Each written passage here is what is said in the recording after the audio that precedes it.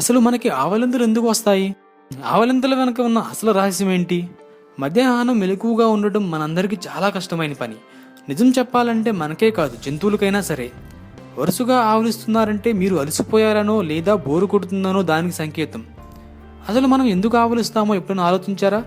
కొన్నిసార్లు ఎవరైనా ఆవలిస్తుంటే చూసిన వారికి కూడా వస్తుంది ఆవలింత. అవును, ఇది అంటువ్యాధి లాంటిది. అసలు మనం ఎందుకు ఆవలిస్తామో ఇప్పుడు తెలుసుకుందాం.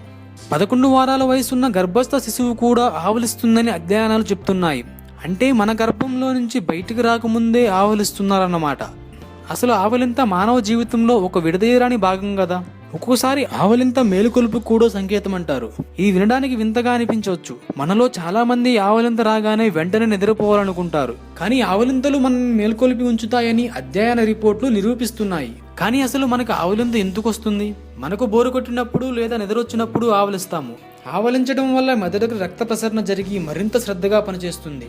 ఎక్కువ ఆవలింతలు వస్తున్నాయంటే అర్థం తనని తాను చురుకుగా ఉంచుకోవడానికి మెదడు చాలా కష్టపడుతుందన్నమాట. అసలు మనకు ఆవలింత ఎంతసేపు ఉంటుంది? సగటుకు ఒక్కొక్క ఆవలింత 6 సెకండ్ల వరకు ఉంటుంది. మరి ఈసారి ఆవలించేటప్పుడు టైమర్ పెట్టుకొని మరీ చూసుకోండి, మీకే అర్థమవుతుంది. అసలు మనం జీవితకాలంలో ఎన్నిసార్లు ఆవలిస్తాము?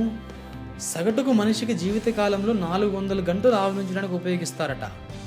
ఆవలించడానికి మరికొన్ని కారణాలు చెప్తున్నారు. మనకి బోరు కొట్టినప్పుడు, అలసటగా ఉన్నప్పుడు లేదా నిద్ర వచ్చినప్పుడు మనం ఆవలిస్తామని పరిశోధకులు నిరూపించారు.